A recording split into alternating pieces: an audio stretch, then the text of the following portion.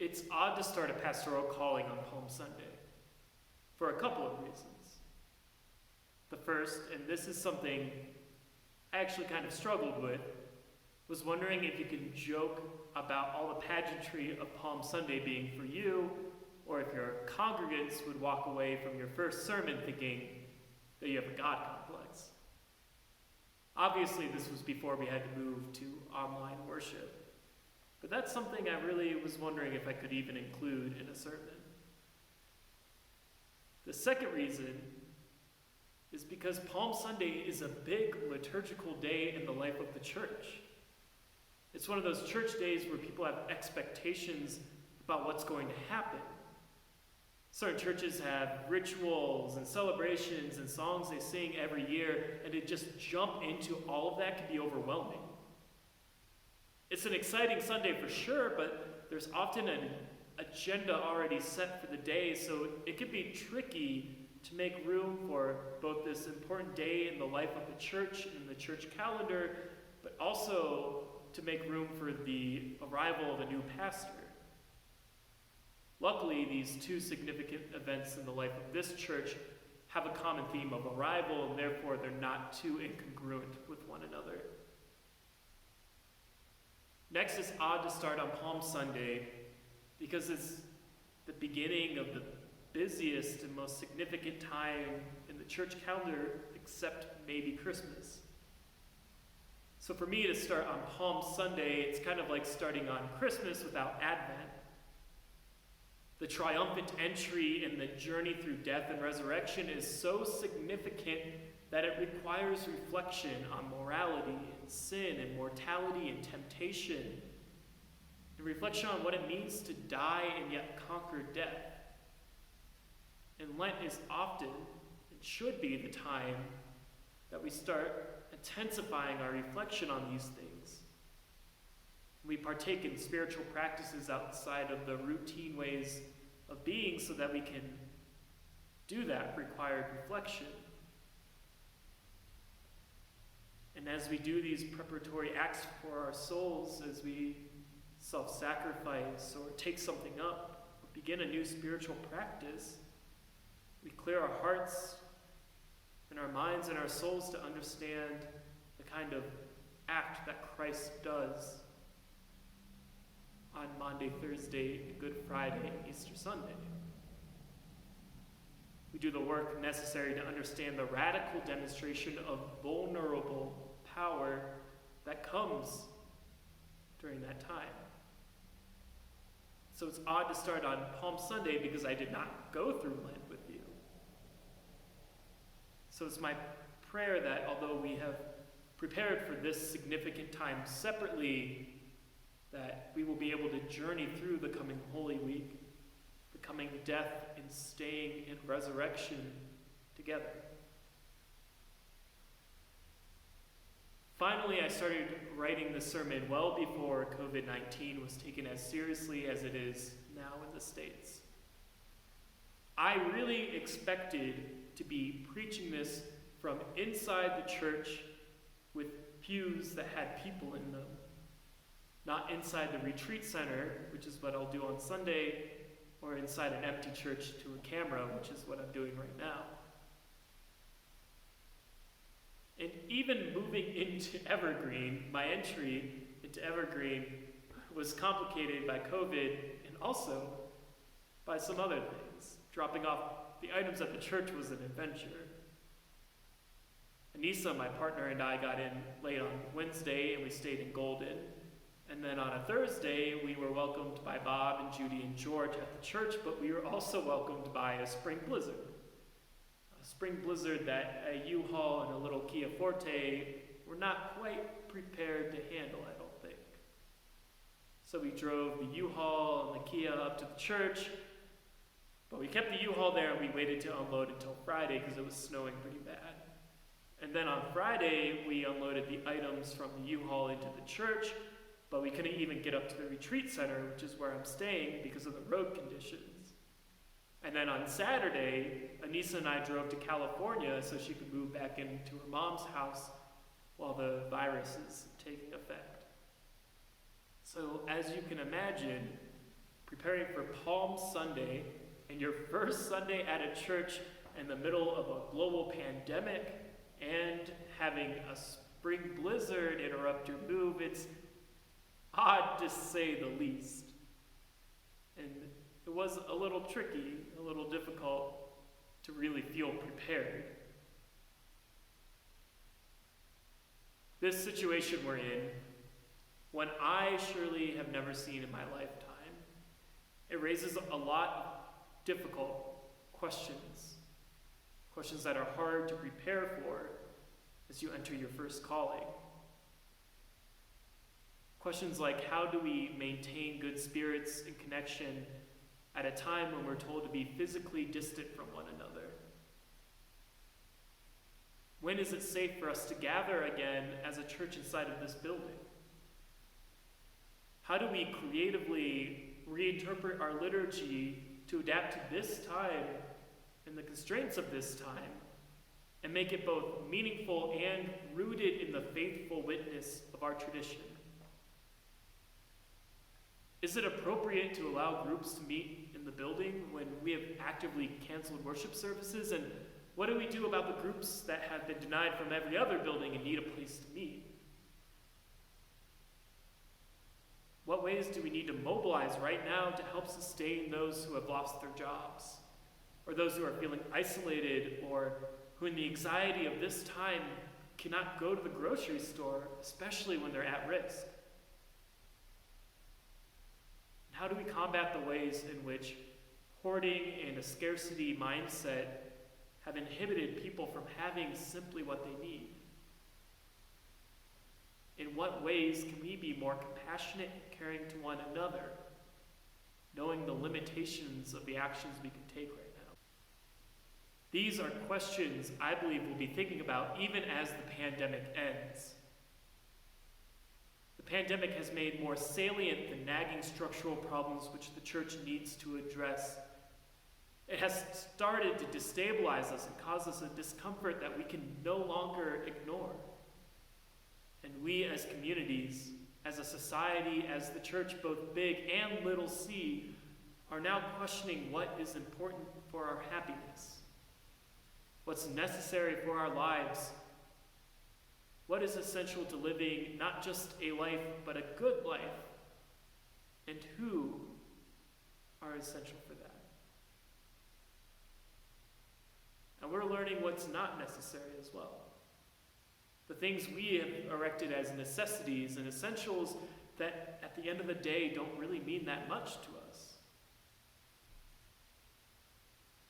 And as the pandemic goes on and after it ends, we will have an opportunity to make something that looks new but is founded upon firm historic ground and the things that are truly essential for good life.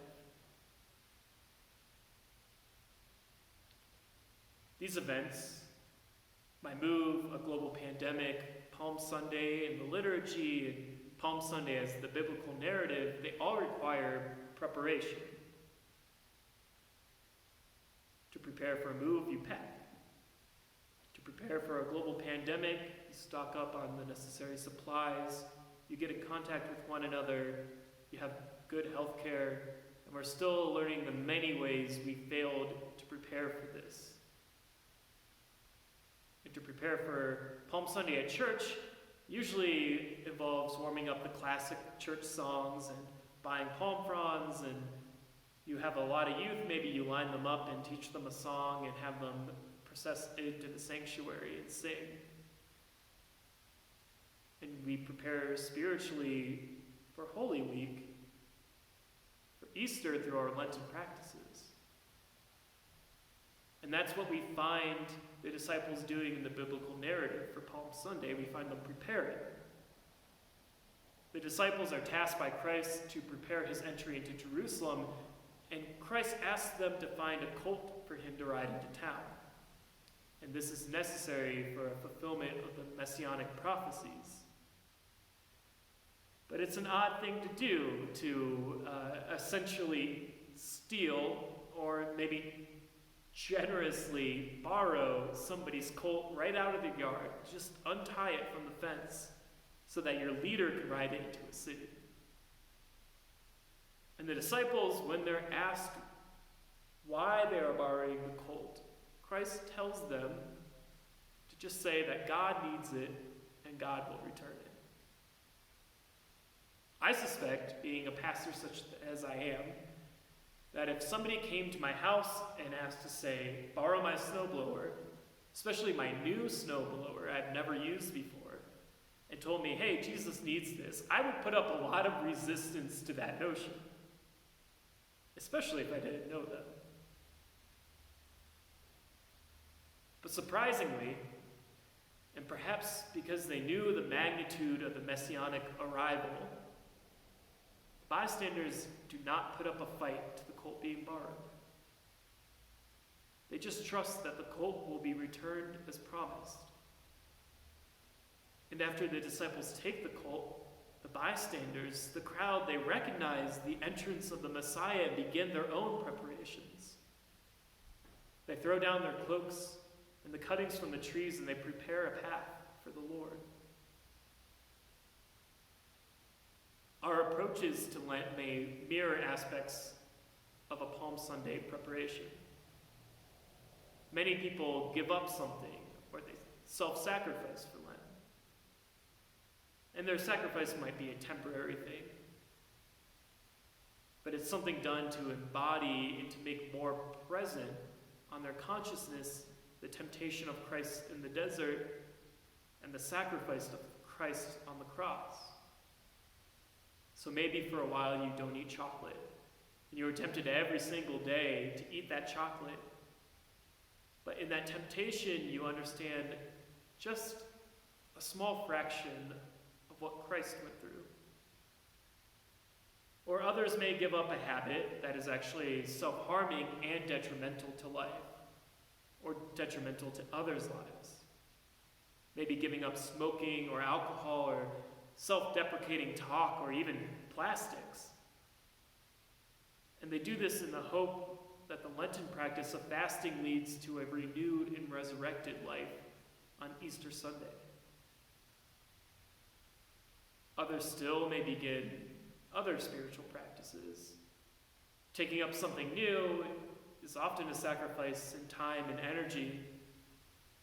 So they might start writing or praying or reading scriptures more closely, or donating to charity or volunteering, and maybe they're lending something to somebody, stuff they would not normally give, like their new snowblower.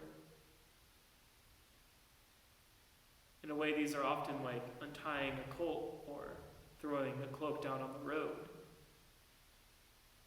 And during Lent, like the bystanders who may or may have not owned that colt, we give and sacrifice and take up new things with only a promise that somehow we're going to be made whole again.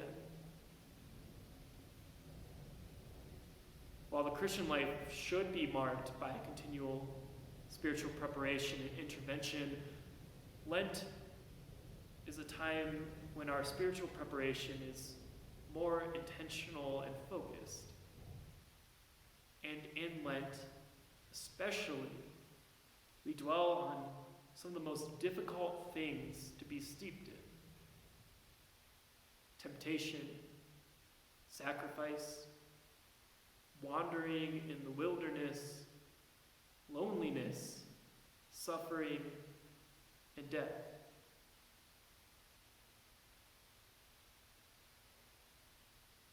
For a congregation which has been preparing for a new way of being church, you know how special this time is, and also how tense and vulnerable and precarious that sitting in this liminal state can be. State that also is kind of brought about by COVID-19. For a church that has been grieving and going through the sorrow and despair of loss and coming to terms with the ways that the church has changed in the last 10 years, I am sure there were times when it felt like you were being asked to untie a colt And the only reassurance you got was that God needs it, and God will return it. Confronted with the possibility of closure and death, this congregation had to account for what needed to be released and what needed to be taken up for its ministry to be rebirthed. Reverend Jenny Witcher told me about how the congregation had named its fears and released them and made room for the Holy Spirit and named the gifts and talents and assets that the congregation had that the community needed and listened to the Holy Spirit's direction for the work that was yet to be done. She also sent the prophetic covenant you made together, and the last two lines read, "We are a phoenix. We are resurrection. We will spread God's love." But before you can get to those last two lines about resurrection and spreading God's love, a lot of preparatory work had to be done, still needs to be done, and will need to be done in the future. Perhaps then, the calling and arriving of a new pastor feels a bit like Palm Sunday. Having wandered through the wilderness, having contemplated what it means to live, die, and be resurrected in a new spirit, even having untied a colt or two, with only the assurance that God needs it, maybe it feels like now things have turned. The settled pastor has arrived, things will be different from here on out, and maybe once people see how the colt is being used, they too will start laying down their cloaks and their palm leaves to prepare for something greater. In this analogy, I'm not Jesus, and I don't want you to walk away thinking I have a God complex. My mother says I'm stubborn like my father, who's stubborn like a donkey, so maybe I'm closer to being the colt. Or maybe this is just where the analogy breaks down. I don't think I'm Jesus. But Palm Sunday, the entry on the colt, while it was triumphant, it was not victory. Christ, when entering Jerusalem, knew that the entry was not the last chapter of the story. It wasn't the moment of victory. Rather, the victory was in the weakest, most vulnerable part of the story. The victory over death came in death and the possibility and promise of resurrection. That's not to say that the church is going to die, or that I want the church to die. That would actually be pretty terrible for me. But it is easy to think we've arrived and therefore we've obtained victory.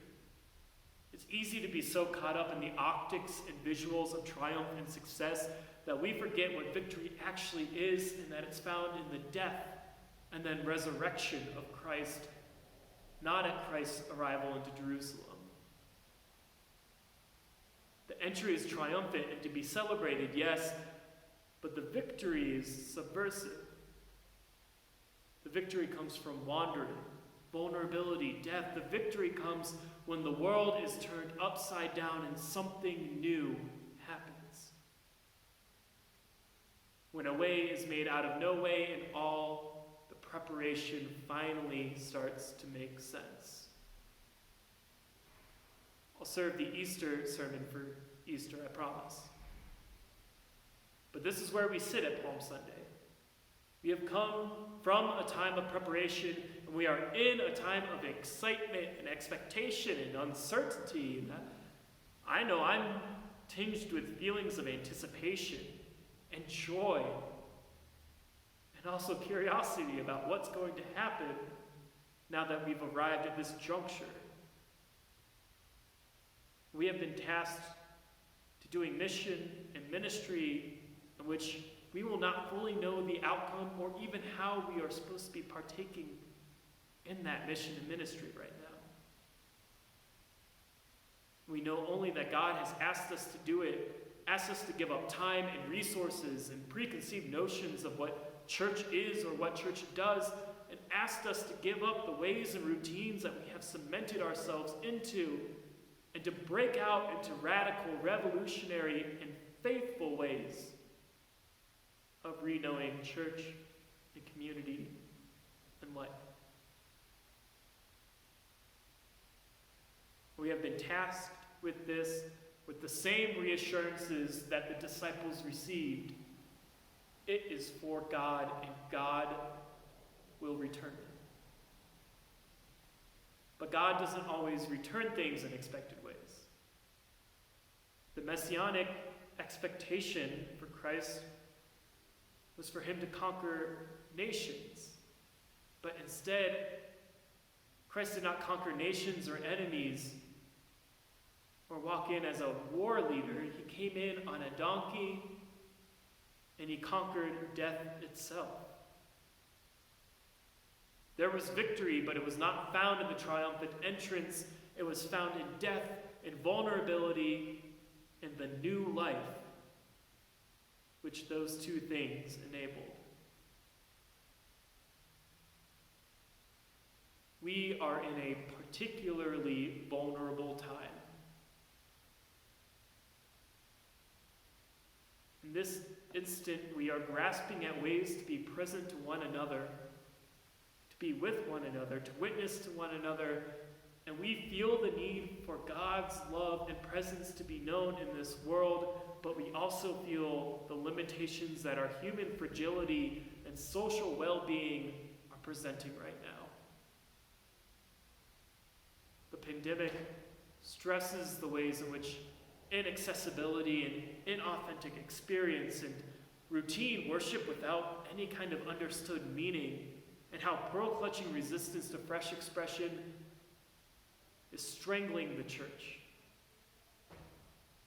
And we're being forced into rediscovering authenticity, community, and how to serve the most vulnerable. And we are being forced to do so in circumstances I don't think any of us have ever seen before. And that's very biblical. And if our first attempt at a Zoom worship is any indication, we have a lot to learn. We are also learning our lessons very quickly. Let us continue the Lenten journey. Let us continue into Holy Week, knowing that in times of triumph, the work is not completed, and in times of vulnerability, which is often how this pandemic is making me feel, times of vulnerability are times when God's grace and glory could bring about victory. In Evergreen, for those in the world who are feeling anxious and vulnerable, and like they're wandering in the wilderness and they are lonely and lost and have no one, Evergreen, I feel our church is uniquely prepared to be salt and light and gospel to them. Amen.